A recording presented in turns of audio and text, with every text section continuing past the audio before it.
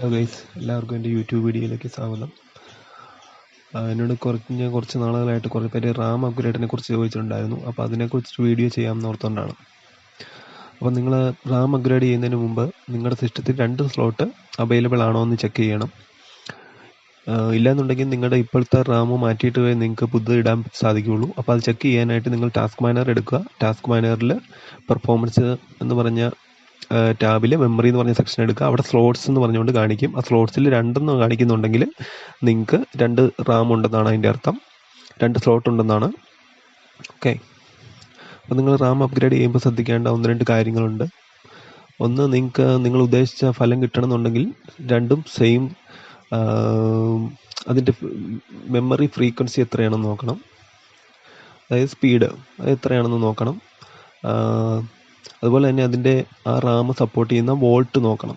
അതായത് ചില mother mode എല്ലാ വോൾട്ടും സപ്പോർട്ട് ചെയ്യില്ല. അപ്പോൾ നിങ്ങൾ വോൾട്ട് നോക്കാൻ വേണ്ടി ഞാനിവിടെ ഒരു ആപ്പ് ഞാൻ ലിങ്കിലിട്ടേക്കാം. CPU ID എന്ന് പറയുന്ന ഒരു ആപ്പ് ഇൻസ്റ്റാൾ ചെയ്യുകയാണെങ്കിൽ നിങ്ങൾക്ക് അതിൻ്റെ എത്രയാണ് കറണ്ട് റാമിൻ്റെ വോൾട്ട് എന്നുള്ളത് നിങ്ങൾക്ക് മനസ്സിലാക്കാവുന്നതാണ്. അപ്പോൾ ആ വോൾട്ടുള്ളതും അതേ ഫ്രീക്വൻസി ഉള്ളതുമായിട്ടുള്ള റാമും മേടിക്കുക. പിന്നെ ടൈപ്പിൻ്റെ കാര്യം പ്രത്യേകിച്ച് പറയണ്ടല്ലോ. ടൈപ്പ് DDR4, DDR3 അങ്ങനെയൊക്കെ ഉണ്ട്. അപ്പം നിങ്ങൾ ഏതാണോ ടൈപ്പ് ആ ടൈപ്പ് മാത്രമേ നിങ്ങൾ മേടിക്കാവുള്ളൂ. ഓക്കെ, നമുക്ക് റാം അപ്ഗ്രേഡ് ചെയ്ത് നോക്കാം. അപ്പോൾ ഞാൻ ലാപ്പ് തുറക്കുന്ന വീഡിയോസ് ഓൾറെഡി ഇട്ടിട്ടുണ്ട്. അപ്പോൾ അതുകൊണ്ട് ഞാനത് വീണ്ടും ലാപ്പ് തുറക്കുന്നത് കാണിക്കുന്നില്ല. ഞാൻ ഓൾറെഡി ഈ ലാപ്പ് തുറന്ന് വെച്ചിരിക്കുകയാണ്.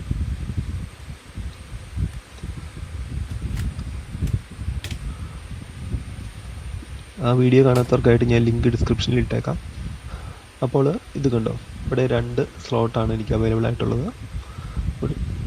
അടുത്ത സ്ലോട്ടിലോട്ട് നമ്മൾ റാം ഇടുകയാണ്. അപ്പോൾ അതിന് മുമ്പായിട്ട് നിങ്ങളിവിടെ നന്നായിട്ടൊന്ന് ക്ലീൻ ചെയ്യണം ബ്രഷ് ഉപയോഗിച്ച്. ആ വീഡിയോ എൻ്റെ സ്കിപ്പായിട്ടുണ്ട്. ബ്രഷ് ഉപയോഗിച്ച് നന്നായിട്ടൊന്ന് ക്ലീൻ ചെയ്യണം. 10-260 പിന്നുണ്ട്. അതിൽ ഏതെങ്കിലും ഒരു പിന്നിൽ ഡസ്റ്റ് ഇരുന്നിട്ടുണ്ടെന്നുണ്ടെങ്കിൽ നമുക്ക് റാം ഡിറ്റക്റ്റ് ചെയ്യില്ല. നിങ്ങൾക്ക് വേണമെങ്കിൽ ബോഡി സ്പ്രേ കുറച്ച് സ്പ്രേ ചെയ്തിട്ടൊന്ന് ക്ലീൻ ചെയ്യാവുന്നതാണ്. എന്ന് വെച്ചാൽ ഒരുപാട് അങ്ങോട്ട് ക്ലീൻ ചെയ്യല്ല. എന്നിട്ട് ഇതുപോലെ ആ റാം അവിടെ ഫിക്സ് ചെയ്യുക. ആ ഒരു മഞ്ഞ ബാറിലോടത്തൊരു വെട്ട് കാണും. അവിടെ അത് വരുന്ന രീതിയിൽ വേണം നിങ്ങൾ ഫിക്സ് ചെയ്യാൻ. ജസ്റ്റ് അവിടെ ഒന്ന് പ്രസ് ചെയ്തിട്ട് താഴോട്ടൊന്ന് പ്രസ് ചെയ്താൽ മതി. അപ്പോൾ ഒരു ശബ്ദം കേൾക്കാം, അത് ലോക്കിൽ വീഴുന്നത്. എൻ്റെ ഇവിടെ ഇപ്പോൾ എന്തോ ഒരു സ്റ്റക്കായി നിൽക്കുകയാണ്. താഴോട്ട് അങ്ങോട്ട് കറക്റ്റായിട്ട് നമുക്ക് താഴോട്ട് പ്രസ് ചെയ്തുകൊണ്ട് അതിനെ താത്താൻ പറ്റുന്നില്ല. അതുകൊണ്ട് എന്തായാലും ഉപയോഗിച്ച് അതിൻ്റെ 2 സൈഡിൽ 2 പിന്നുണ്ട്, നിങ്ങൾക്ക് കാണാം. ആ പിന്നെ ജസ്റ്റ് അങ്ങോട്ടും ഇങ്ങോട്ടും ഒന്ന് അകത്തിയാൽ മതി. അകത്തി വെച്ച് ഇത് താഴോട്ട് ഇട്ടാൽ മതി. അപ്പോൾ ആ ലോക്കിൽ കറക്റ്റായിട്ട് അത് ഫിക്സ് ആവും.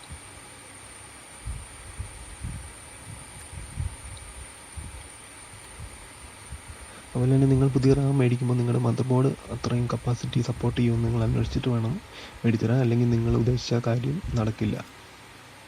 അതുപോലെ തന്നെ 2 റാം ആണെങ്കിൽ എപ്പോഴും ഒന്നാമത്തെ റാമിൻ്റെ ഫ്രീക്വൻസിയൊക്കെ നോക്കി ഇടുന്നതായിരിക്കും നല്ലത്. എന്നിട്ട് റാം സ്പീഡ് പറഞ്ഞിരിക്കും ഇത്ര മെഗാഹെർട്സ് എന്ന്. അത് നിങ്ങൾ അറിഞ്ഞിട്ട് വേണം ഇടാൻ. അതുപോലെ തന്നെ ആ വോൾട്ടിൻ്റെ കാര്യം ശ്രദ്ധിക്കുക. നോർമലി എല്ലായിടത്തും തന്നെ വോൾട്ട് സെയിം ആയിട്ടാണ്. 1.2 വോൾട്ടാണ് കൂടുതലും. ഓക്കെ, അപ്പം അത് ഫിക്സ് ചെയ്തിട്ടുണ്ട്. നമുക്ക് അടച്ചിട്ടൊന്ന് ഇത് മൊത്തം സ്ക്രൂ ചെയ്യുന്നതിന് മുമ്പ് തന്നെ നിങ്ങൾ അത് ഡിറ്റക്റ്റ് ചെയ്തിട്ടുണ്ടോ എന്ന് ജസ്റ്റ് അടച്ച് ബാറ്ററി ഇട്ടിട്ട് ഒന്ന് ബയോസ് എടുത്ത് നോക്കിയാൽ മതി. അവിടെ മെമ്മറി കാണിക്കും. ഇതിപ്പോൾ ഓൾറെഡി 4 GB ആയിരുന്നു.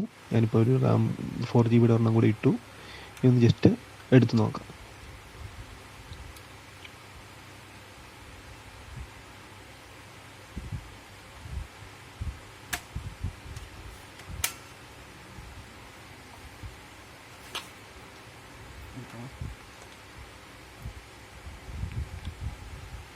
അല്ലാന്നുണ്ടെങ്കിൽ നിങ്ങൾക്ക് ഇത് അടച്ചു കഴിഞ്ഞിട്ടുണ്ടെങ്കിൽ ഡിറ്റക്റ്റ് ചെയ്തില്ല എന്നുണ്ടെങ്കിൽ പാടായിരിക്കും. പിന്നെ 8 GB ഇപ്പോൾ റാം ഡിറ്റക്റ്റ് ചെയ്തിട്ടുണ്ട്.